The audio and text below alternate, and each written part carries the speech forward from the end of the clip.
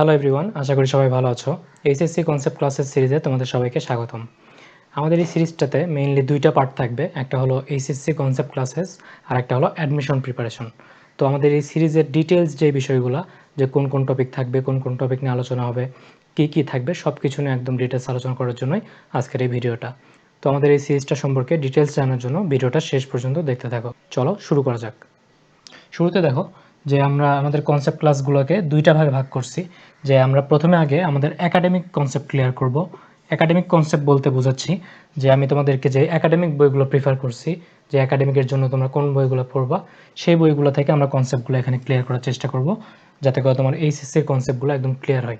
মানে mainly HSC পরীক্ষার জন্য যেগুলো আসে এগুলো যেন একদম ক্লিয়ার হয়। এরপর আমরা যেটা করব, আমি অ্যাডমিশনের জন্য তোমাদেরকে যে বইগুলো সাজেস্ট করছি সেই বইগুলো থেকে আমরা কনসেপ্টগুলো ক্লিয়ার করার চেষ্টা করব, যাতে করে তোমাদের একাডেমিকের পাশাপাশি অ্যাডমিশনের প্রিপারেশনটাও শতভাগ হয়ে যায়। শুধুমাত্র একাডেমিক কনসেপ্ট করলে আমাদের অ্যাডমিশনে কভার করে না, অ্যাডমিশনের জন্য কিছু এক্সট্রা জিনিস আমাদের জানতে হয়। তো একাডেমিকের পাশাপাশি যখন আমাদের অ্যাডমিশনের কনসেপ্টগুলো ক্লিয়ার হবে, তখন আমাদের অ্যাডমিশনে যে অনেক ইজি লাগবে জিনিসগুলো। তো অ্যাডমিশন বলতে শুধুমাত্র ইঞ্জিনিয়ারিং না, ইঞ্জিনিয়ারিং, মেডিকেল, ভার্সিটি যেটাই হোক না কেন, এই দুটো কনসেপ্টের মধ্যে আমি যত ধরনের কনসেপ্ট তোমাদের দরকার ইন্টারমিডিয়েটে এবং অ্যাডমিশনে সব কিছুই কভার করার চেষ্টা করব। এবং এই কনসেপ্টগুলো একদম বেসিক লেভেল থেকে আমি করাবো, একদম জিরো লেভেল থেকে। আমি ধরে নেব যে তোমরা কিছুই জানো না, একদম বেসিক লেভেল থেকে আস্তে আস্তে আস্তে আস্তে আমরা প্রো লেভেলের প্রবলেমগুলো সলভ করব, প্রো লেভেলের কনসেপ্টগুলো জানবো।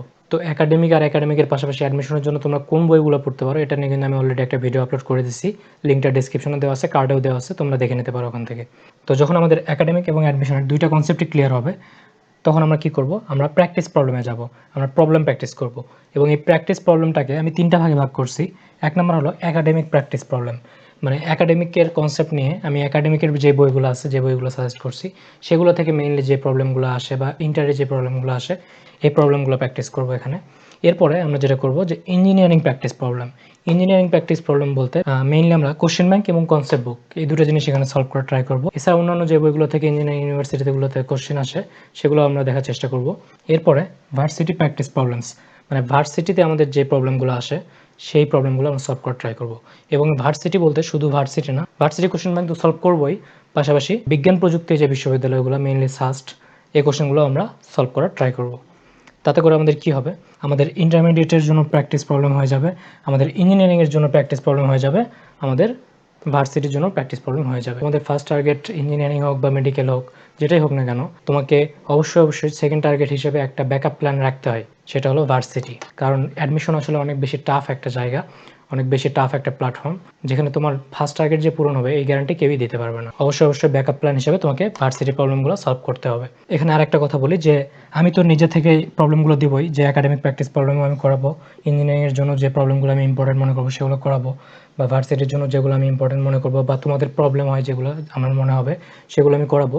কিন্তু এর পাশাপাশি তোমাদের নিজেদের যদি পার্সোনালি মনে হয়, পার্সোনালি যদি কোনো একটা ম্যাথ বুঝতে না পারো, কোনো একটা প্রবলেম যদি বুঝতে না পারো, সলভ করতে না পারো, সেটা আমাকে জানালে আমি আমার এই সিরিজটাতে, মানে প্র্যাকটিস প্রবলেম সিরিজটাতে, তোমার ওই ম্যাথটাও আমি অ্যাড করে দেবো, তোমার ওই ম্যাথটাও আমি সলভ করে দেবো। আমার যে ম্যাথগুলো ওগুলোর পাশাপাশি তোমার ম্যাথটাও আমি সলভ করে দেবো, সেটা তোমার যেটাই হোক না কেন, ইঞ্জিনিয়ারিং হোক বা ভার্সিটি হোক।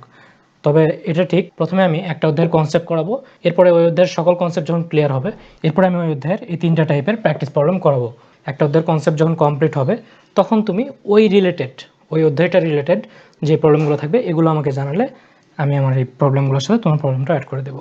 অন্য টপিক না, যে টপিকটা আমি পড়াবো ওই টপিকের প্রবলেম জানাতে হবে। তো কীভাবে জানাবা, জানানোর জন্য তুমি আমাকে ফেসবুকে জানাতে পারো। ফেসবুকে ইলেকট্রো লাইফ লিখে সার্চ দিলেই তুমি একটা পেজ পেয়ে যাবা, ওই পেজটা আমি চালাই। তো ওই পেজে যদি তুমি মেসেজ দাও, তোমরা যে প্রবলেমটা সলভ চাচ্ছ সেটা একটা ছবি তুলে আমাকে পেজে মেসেজ করে দিবা, আমি এই প্রবলেমগুলোর সাথে ওই প্রবলেমটা অ্যাড করে নেব। তো এখানে আরেকটা কথা বলি যে ভার্সিটি প্র্যাকটিস প্রবলেম আমি যেগুলো করাবো এগুলো মেইনলি আমি ক্যালকুলেটর ছাড়া করাবো। মানে ক্যালকুলেটর ছাড়া তুমি কী কী টেকনিকে প্রবলেমগুলো সলভ করতে পারো এই জিনিসগুলোকে আমি শেখানোর ট্রাই করবো, যে এইভাবে এই টেকনিকে অবলম্বন করলে আমরা ক্যালকুলেটর ছাড়া প্রবলেমগুলো সলভ করতে পারি। কারণ তোমরা জানো যে ভার্সিটির পরীক্ষাগুলোতে সাধারণত ক্যালকুলেটর অ্যালাউড না। আর ইঞ্জিনিয়ারিংয়ের ক্ষেত্রে বলবো যে ক্যালকুলেটরের যে ট্রিকগুলো, যে ক্যালকুলেটরের মাধ্যমে কত ইজিলি ম্যাথগুলো করা যায়, এটা নিয়ে আমি অলরেডি একটা ভিডিও সিরিজ আপলোড করে দিয়েছি, ক্যালকুলেটরের দাদাগিরি নামে। তো ওইটার লিঙ্কও আমি কার্ডে দিয়ে দিচ্ছি, ডিসক্রিপশনে দেওয়া আছে, তোমরা চাইলে দেখে নিতে পারো। ক্যালকুলেটরের মাধ্যমে কী কী করা যায় এটা তো আমরা শিখছি ওই সিরিজটাতে অলরেডি। আর ভার্সিটি প্র্যাকটিস প্রবলেমে আমরা যেটা দেখবো সেটা হলো ক্যালকুলেটর ছাড়া আমরা কীভাবে কী কী ট্রিক অবলম্বন করে ম্যাথগুলো সলভ করতে পারি।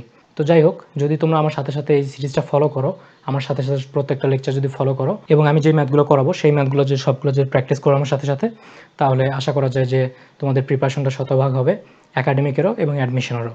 কোনো কনসেপ্টে তোমাদের কোনো ঝামেলা থাকবে না, একদম জিরো লেভেল থেকে বেসিক লেভেল থেকে প্রো লেভেল পর্যন্ত। তো যাই হোক, এই সিরিজটার আইডিয়াটা যদি তোমার ভালো লেগে থাকে অবশ্যই ভিডিওটাতে লাইক করবা। আর এই সিরিজের প্রত্যেকটা লেকচার আপলোড করার সাথে সাথে যদি তুমি তার নোটিফিকেশন পেতে চাও, তাহলে অবশ্যই চ্যানেলটা সাবস্ক্রাইব করে বেল আইকনটা প্রেস করে রাখো। ভালো থাকো সবাই, আল্লাহ হাফেজ।